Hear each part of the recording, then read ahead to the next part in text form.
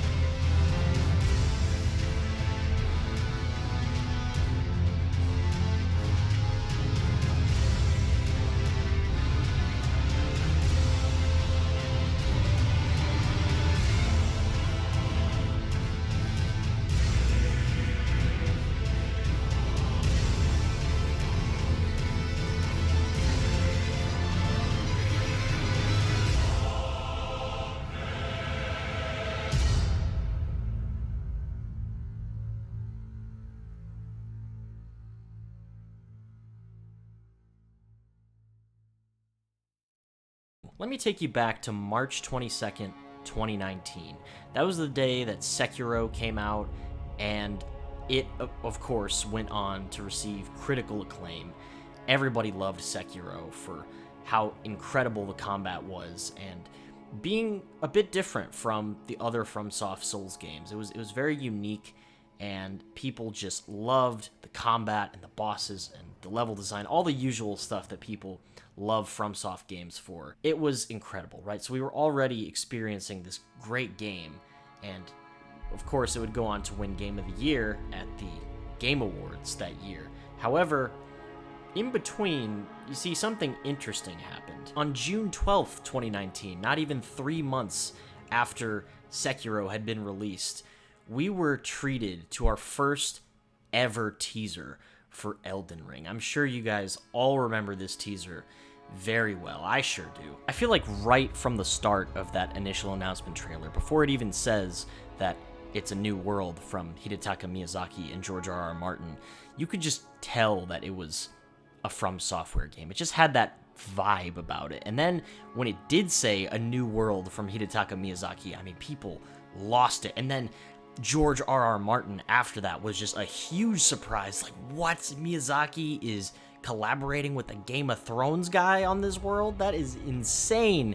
And the trailer just enamored all of us when we watched it. We were so intrigued. You know, the Elden Ring. It just sounded so cool and mystical and otherworldly. And all the things that they say in the trailer, in hindsight, after the game has been out and, you know, we know all the lore and everything, it's pretty cool to go back and listen to some of the stuff they say, and recontextualizes what the narrator says in the trailer. And with this announcement trailer being shown to us, despite the fact that we were all still very much enjoying Sekiro, Elden Ring was now in our minds. It was part of the consciousness of From Software fans, and this trailer really was all we had for 2 years. We didn't see anything else about Elden Ring until Summer Games Fest of 2021. And so this period is what I like to call the myth or the legend of Elden Ring. Now sure, there were rumors about From Software making an open world game before the announcement trailer, and that George R.R. Martin was involved, but I personally never heard about any of these rumors prior to the announcement trailer being shown. We would hear little tidbits about Elden Ring after the game was announced. Miyazaki confirmed that the game was in fact open world. But other than really small stuff like that, we didn't hear hardly anything. No new trailers, nothing really, for 2 years. And so the community, the From Software community, we just were going crazy with the hype and the speculation, because, you know, this was like the culmination of From Software's previous games. At least that's what we imagined it would be. And, you know, ultimately, I think it did turn out to be like that. But we were just so insanely hyped, and it was ridiculous. Every single game show where they showed off new game-related stuff, everyone was always like Elden Ring. Like, you'd look at the chat, and people would just be spamming Elden Ring before the show started. Like, oh, are they going to show Elden Ring? And every single time, for a really long time, they didn't, and we were all very disappointed. And so that's what I mean when I say that this period is what I like to refer to as the legend or the myth of Elden Ring, because it just became exactly that, a myth or a legend for these 2 years that we were waiting to get some substantial news and actually see the game. We were all just so excited and hyped that the hype kind of blew out of proportion. Like, if this game was not good, it didn't meet our expectations, it was just not gonna be good. It was gonna be a big flop. But here's the thing, From Software just had not missed really up till that point. And so that's why there was so much hype. That's why we all had so much faith.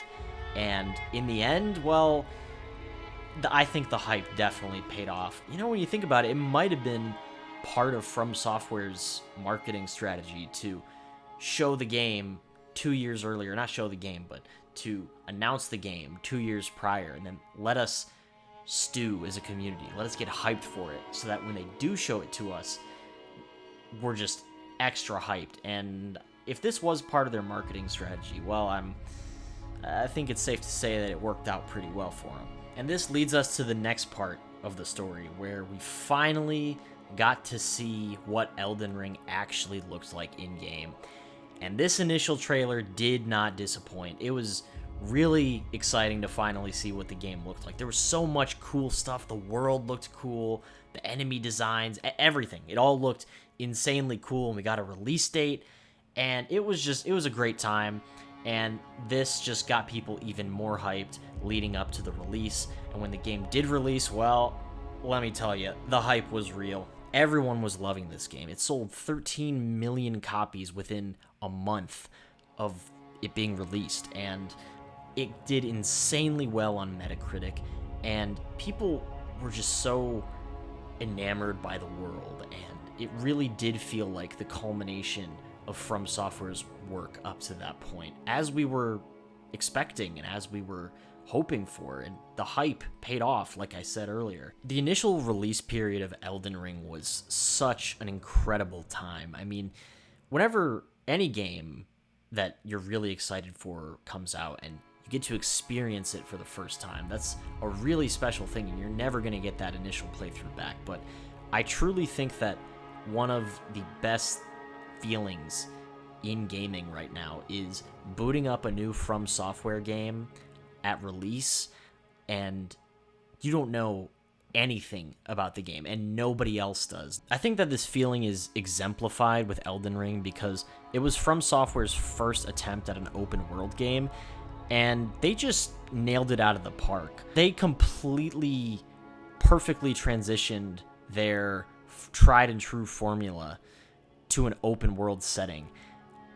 And because of that, you had this huge world to explore. It felt like you could go in any direction. There was always something around that corner. It's like the feeling in Ocarina of Time, you know, where you just are put into this world, and it might not be that huge, but it feels like there's something around every corner. Nothing is purposeless. Everything has some kind of a purpose or something you can do with it. Even in the open fields in Elden Ring, you'll find random small boss fights, or maybe you'll see a caravan that has some loot in it. And because of this nature of the game, this openness, it really felt like the path that you take, the journey you go on, the way that you explore the lands between is truly your own, because, you know, your friend could take a completely different path.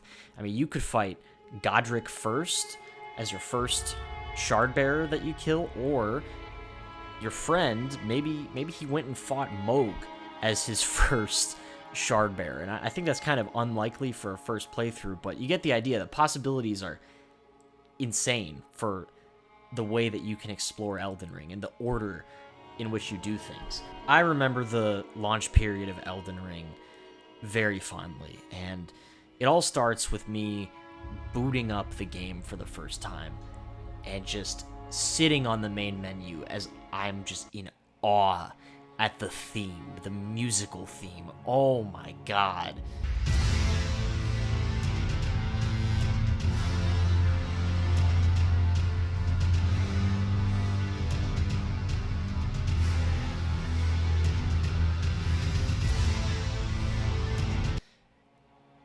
I know we had already heard this main theme of Elden Ring back in the initial announcement trailer, but it had been long enough to where I had kind of forgotten about it somehow. I don't know how. The music is so good, but I just sat there on the main menu for like a minute straight, my jaw to the floor, before I even hit new game. I was just blown away. I still do that. I mean, maybe not with my jaw to the floor anymore, but sometimes I'll boot up the game and I just sit there and just listen to the majestic, incredible, epic main theme of Elden Ring. Playing the game with my friends and even just talking to them about what we found while we were playing the game, it was such an exciting time, and it felt like everyone was discovering so many things because there was so much in the game. There is so much in the game.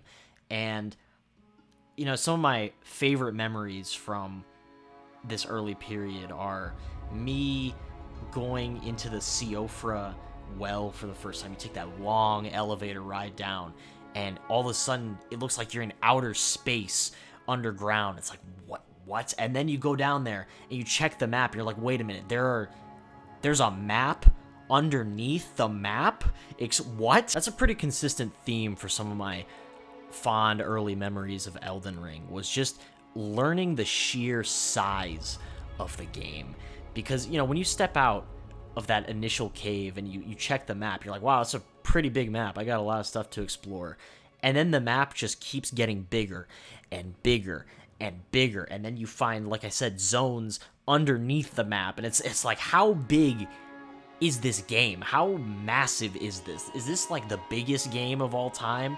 And the craziest thing is, it's not empty. There's so much to do. They packed every single location with so many things to do and find, and I was just blown away by it all. You know, like opening that one chest on the tower and being like teleported to Lendel like way before you're supposed to be there, and checking the map, and it's like now the map is twice as big as it was before. That was another just mind-blowing moment for me in my early first playthrough of Elden Ring. And I know I'm not the only one who was blown away by this. I mean, my friends had similar experiences, and I saw a ton of people on YouTube who were just absolutely astounded by the same things, by how massive the game was and how high quality it was, how consistent the quality was throughout.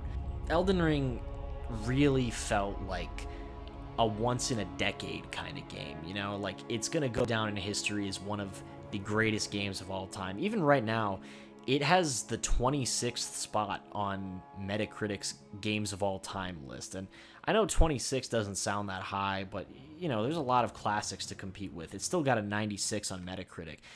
It's insane, and it was just such a good time. You know, 2022 was kind of a weird year for video games. There were some hits, but there were some misses too. But then Elden Ring came out, and it just overtook everything. It was huge. Like I said, game of the decade material. And it felt insane, you know? It was like one of those moments in pop culture history that I feel like those of us who lived through it, like, we're never gonna forget about it. We aren't. I also think that it's incredible how, despite the size of Elden Ring and how massive the world is, how they were able to make the important stuff and the big stuff memorable. Because I think all of the important bosses, like all the bosses that have remembrances, are really memorable. They are, and they're fun and exciting. All of them, from Godric to Melania, Blade of Mikola, and Radahn, the Star Scourge, Godfrey, all of them. They're so good. I love those bosses so much. And even the smaller mini bosses that you find around the map, I think those are fun and memorable too. Even if a lot of them get reused and tweaked a bit, it's still great. Seeing the way that the community came together to take down Melania, with Let Me Solo Her, and just all of that. That's always such a fun thing to see with the FromSoft games as well, how the community comes together and how supportive and nice they are to each other. It's always exciting to see, and I think Let Me Solo Her was like the big moment in Elden Ring's initial release that was like a great showcase of how awesome the community is. Speaking of bosses, one of my favorite moments from the end of my first playthrough of Elden Ring, after like, I don't know, 70 something hours, and people, I've seen people do like 150 hour playthroughs of Elden Ring, where it took them that long to get through everything. I was able to do it in like 70 or 80 hours total, which I think that's still insane. Like, usually other FromSoft games would take you a fraction of that to beat and to do everything in. But I loved when I got to the final boss and entering the Erdtree.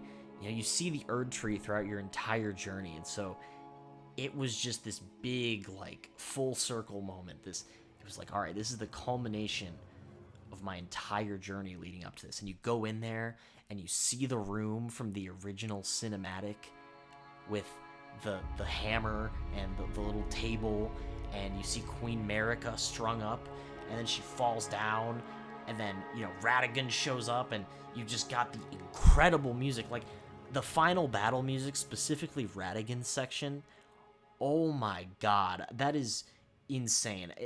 Remember how I was talking about how the main menu music, just the main theme of Elden Ring, like, gets me so hyped, and I'll just sit there on the main menu, and I was blown away when I first got the game? Well, I thought that was, like, as hype as it was gonna get, right? So to hear the main theme, but, like, even more hype in Radagon's fight, like, even more amped up and energized, I was blown away. I still get chills from that fight when I go into it sometimes.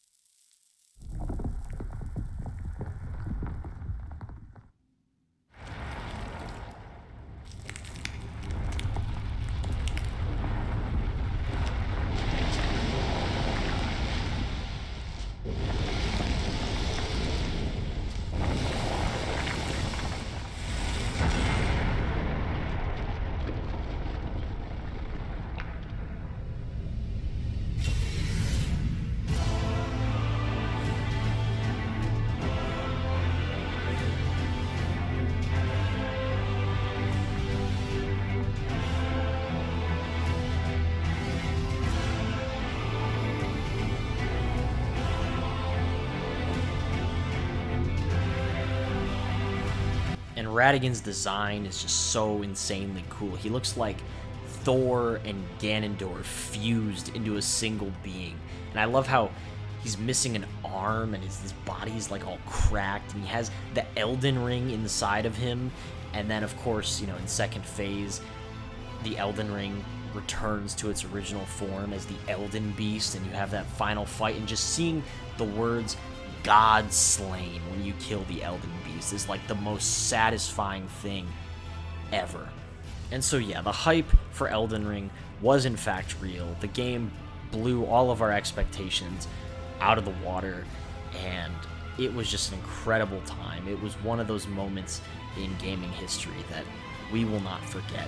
And we just continued to enjoy the game, and then, of course, it would win Game of the Year 2022. It was a great time, right? But that leads us into the next period of Elden Ring's history.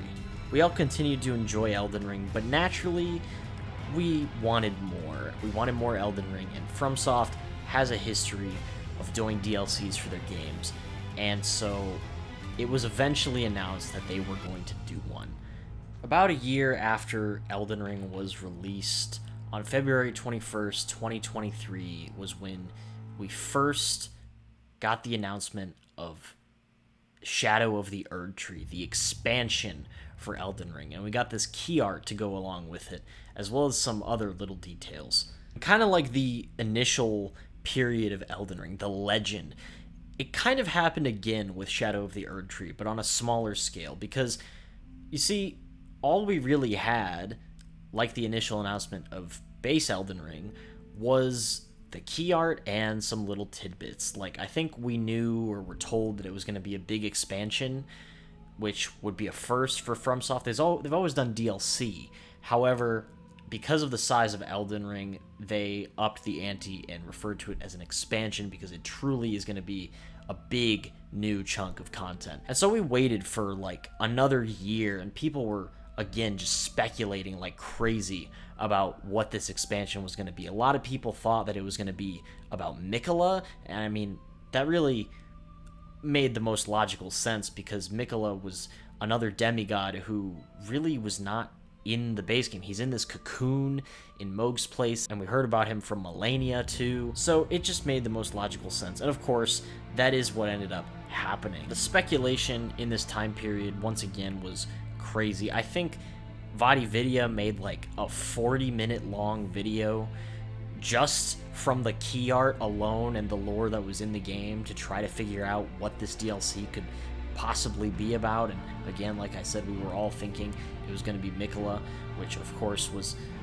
right for the most part. Now, obviously, a year later, we would finally get more info about Shadow of the Erdtree with an initial gameplay reveal that looked insane. I mean, the new map looked crazy, and the new weapon types also looked insanely cool. And we also were introduced to someone new, Mesmer the Impaler. In fact, interestingly enough, it was Mesmer who was on the cover art of Shadow of the Erdtree, not Miquella.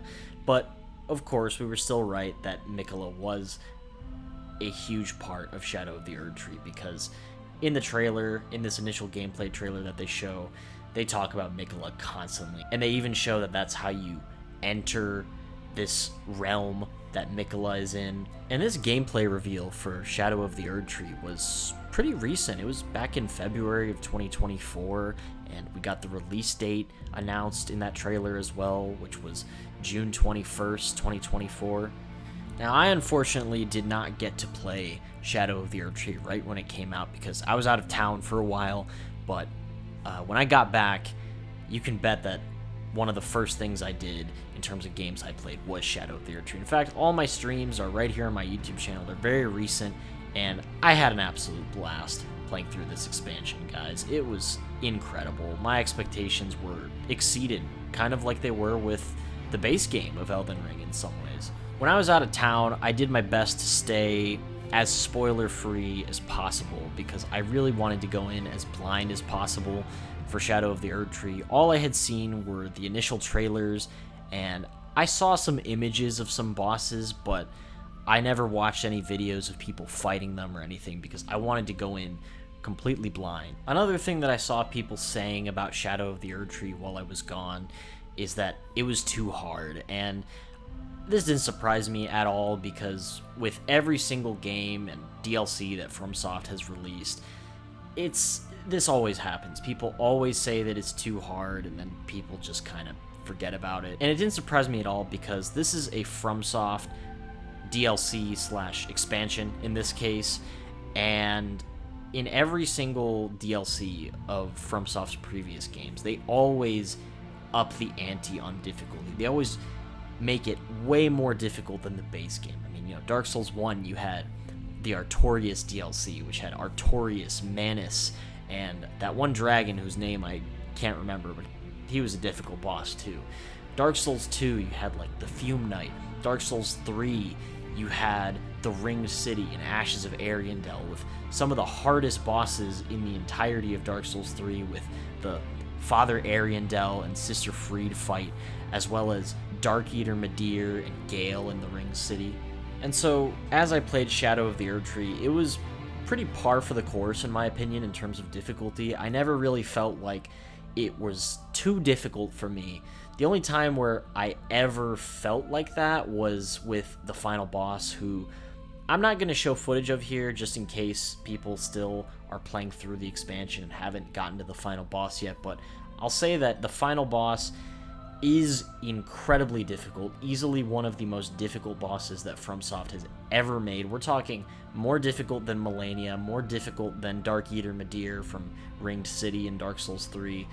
It's insane how difficult this final boss was, and I think the problem is that he's very difficult, however, not always in a fair and fun way, particularly in Phase 2. I think some of the attacks that this boss does are just absolutely ridiculous. You can barely see what's going on at times during Phase 2 of the final boss fight of this expansion. It's insane, but despite that, I'd be lying if I said that I didn't enjoy the final boss fight. In fact, it reminded me of a big reason why I love the FromSoft Souls games so much to begin with, but I think I'll talk more about that in a separate video.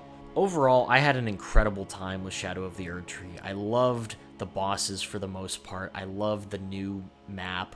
I loved all of the new places we got to explore and the new enemy types and all the new weapon types. A big thing that stood out to me with Shadow of the Erdtree was the side dungeons. I feel like they had less of them, but they all felt more unique. And the big dungeons, the legacy dungeons, were incredible. The Shadow Keep, in particular, blew me away. It felt like Stormvale Castle on steroids and just cooler, and I absolutely adored it.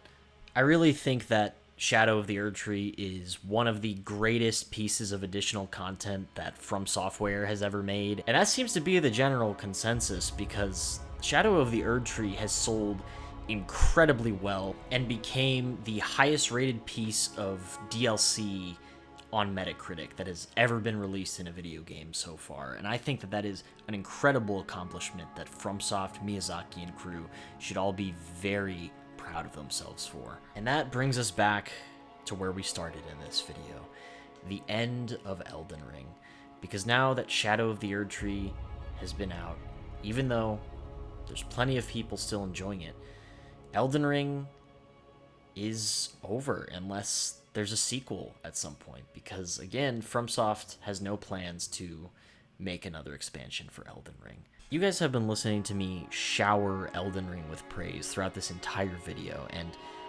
I mean every single word of it. I know that I'm biased, and FromSoft Souls games are one of my favorite game series of all time, but I'm sure that a lot of you guys that are watching this video feel the same way that I do about Elden Ring and have your own fond memories and experiences with it. And it's always a bit melancholy when something you love comes to an end, or even just the end of an era in your life. Finishing up high school or college, moving on from a job that you've worked at for a really long time.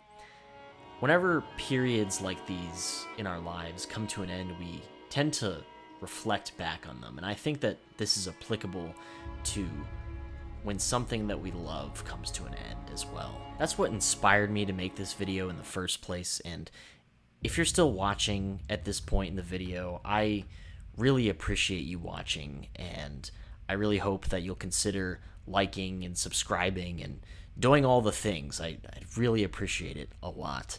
And the last thing that I want to say before I wrap up this video is that Elden Ring might be over, but it's not going anywhere. The legacy that Elden Ring has left behind is an incredible one, and I think we're going to be talking about Elden Ring for many, many years to come.